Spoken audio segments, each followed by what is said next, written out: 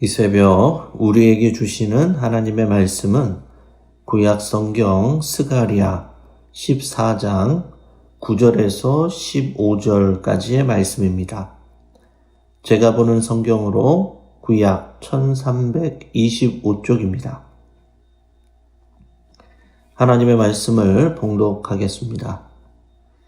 여호와께서 천하의 왕이 되시리니 그 날에는 여호와께서 홀로 한 분이실 것이요 그의 이름이 홀로 하나이실 것이라.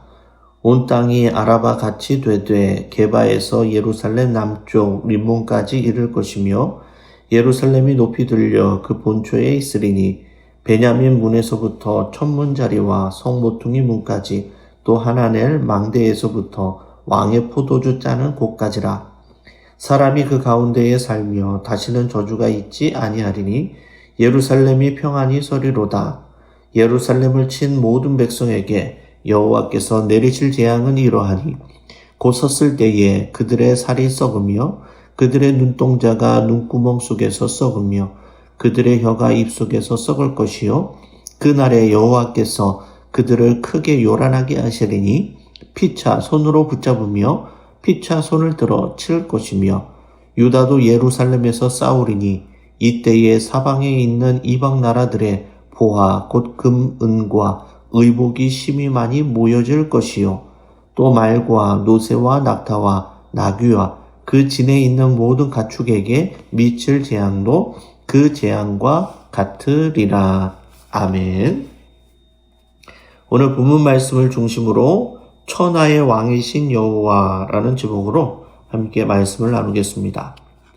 스가랴서의 마지막 장인 오늘 본문 바로 앞에서 스가랴는 여호와의 날, 곧 마지막 날에 이방 민족들이 예루살렘을 침공하여 큰 전쟁이 있을 것을 예언하였습니다. 그러나 하나님의 간섭하심으로 그 전쟁에서 이스라엘은 승리하게 되고 여호와 하나님이 천하의 왕으로 다스리시고 통치할 날이 임하게 될 것을 선포합니다. 여호와의 날, 마지막 날에 하나님의 백성들은 먼저 고난의 시간을 보낼 것이지만 결국 승리하게 되어 대적을 물리치고 영원한 나라를 누리게 될 것이라는 것입니다. 이미 승리한 전쟁을 한다는 것입니다. 이처럼 하나님의 백성은 주어진 현실과 고난에 관계없이 승리할 것이기에 현재의 고난을 넉넉히 이겨내고 하나님의 뜻을 이루어 갈 수 있는 것입니다. 오늘 본문 9절의 말씀입니다. 여호와께서 천하의 왕이 되시리니 그 날에는 여호와께서 홀로 한 분이실 것이요 그의 이름이 홀로 하나이실 것이라. 아멘. 스가랴는 하나님의 구원의 역사가 마침내 완성되는 장면을 묘사합니다. 그날에는 여호와께서 온 세상과 민족을 다스리시는 참된 왕으로 홀로 높임을 받게 될 것입니다. 그날에는 더 이상 다른 우상과 다른 이름에 영광을 돌릴 필요가 없다는 것입니다. 세상은 끊임없이 자기 자신이 왕좌에 앉으려고 하고 절대적인 진리를 인정하지 않는 시대, 그런 시대를 우리는 살아가고 있습니다. 세상의 모든 권력, 나라와 지식과 모든 유행은 변하게 되어 있습니다. 모든 것은 상대적이고 일시적인 것이죠. 그러나 여호와 하나님은 하나님의 말씀은 어제나 오늘이나 영원토록 동일합니다. 하나님의 나라가 완성되는 그 날에는 세상의 모든 거짓 왕들이 사라지고 오직 여호와만이 높임을 받게 될 것입니다. 세상을 향한 하나님의 통치가 완전히 이루어지는 그 날에 모든 민족이 하나님만을 예배하게 될 것입니다. 거짓 왕들이 가득한 이 세상에서 천하의 왕이신 여호와를 인정하고 그분의 주권과 통치 속에 살아가는 믿음의 성도님들이 다 되시기를 바랍니다. 오늘 본문 10절에서 11절의 말씀입니다. 온 땅이 아라바 같이 되되 게바에서 예루살렘 남쪽 림몬까지 이를 것이며 예루살렘이 높이 들려 그 본초에 있으리니 베냐민 문에서부터 천문자리와 성 모퉁이 문까지 또 하나넬 망대에서부터 왕의 포도주 짜는 곳까지라. 사람이 그 가운데에 살며 다시는 저주가 있지 아니하리니 예루살렘이 평안히 서리로다. 아멘. 예루살렘이 높임을 받고 주변 지형이 회복되어 그 땅에는 다시는 저주가 없고 평안히 서리라라고 말씀합니다. 이는 하나님이 임재하시는 이 예루살렘은 교회를 상징하기도 합니다. 마지막 여호와의 날에 교회가 온 땅의 중심이 되고 흩어졌던 백성들이 교회로 모여들어서 교회는 더욱 평안하게 든든하게 서가게 될 것입니다. 지금은 교회가 세상으로부터 지탄을 받고 공격의 대상이 되기도 하지만 여호와의 날에 그 날에는 거룩한 교회로 회복이 되어서 세상의 빛과 소금의 역할을 감당하는 날이 반드시 오게 될 것입니다. 우리 성도 한 사람 한 사람이 주님의 몸된 교회입니다. 교회의 머리가 되신 왕이신 예수님의 다스리심과 통치를 받아서 몸된 교회의 각 지체로서 우리에게 맡겨진 사명을 감당하여서 교회가 세상으로부터 존경을 받고 또 기감이 되고 소금과 빛의 역할을 온전히 감당하는 교회된 성도님들이 다 되시기를 바랍니다. 오늘 보면 12절에서 13절의 말씀입니다. 예루살렘을 진 모든 백성에게 여호와께서 내리실 재앙은 이러하니 곧 섰을 때에 그들의 살이 썩으며 그들의 눈동자가 눈구멍 속에서 썩으며 그들의 혀가 입 속에서 썩을 것이요 그날에 여호와께서 그들을 크게 요란하게 하시리니 피차 손으로 붙잡으며 피차 손을 들어 칠 것이며. 아멘.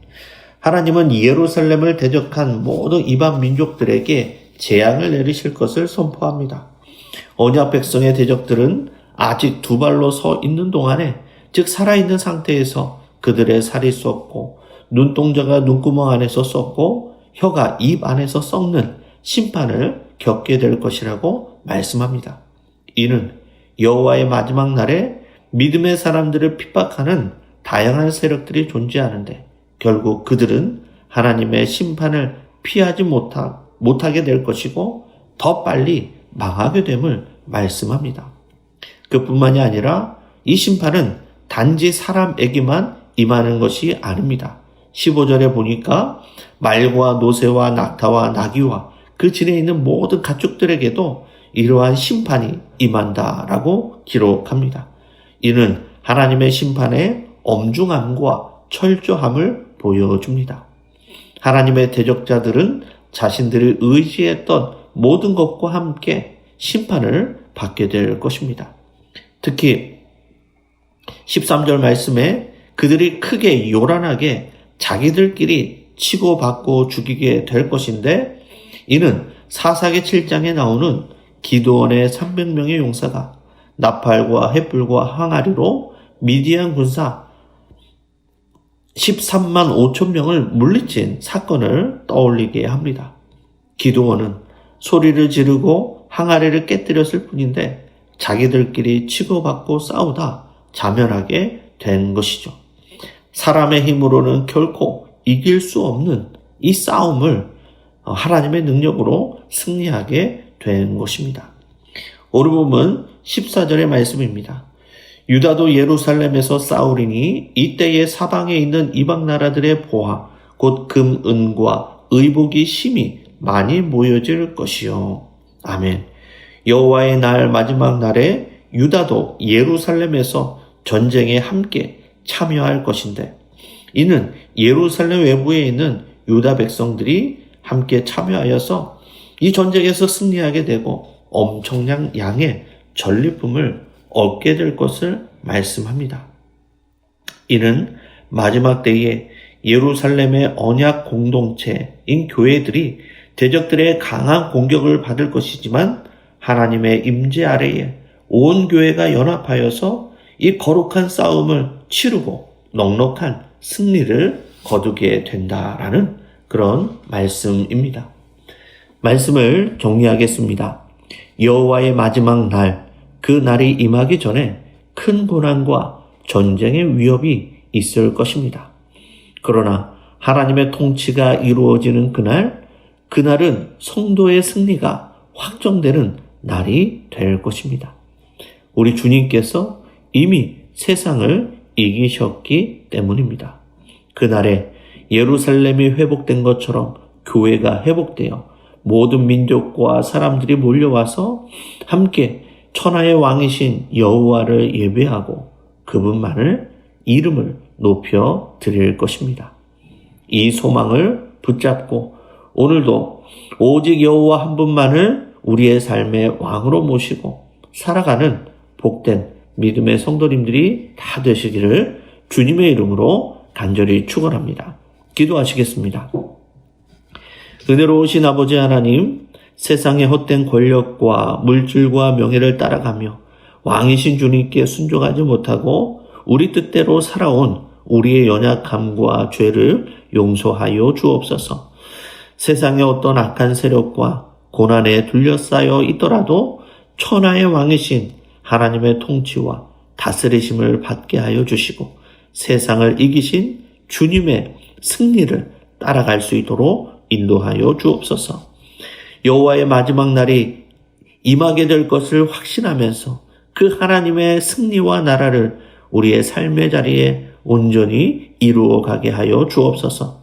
그리하여 모든 민족이 온 교회들이 함께 만왕의 왕이신 주님을 예배하며 높이는 그날이 속히 임할 수 있도록 함께하여 주시옵소서.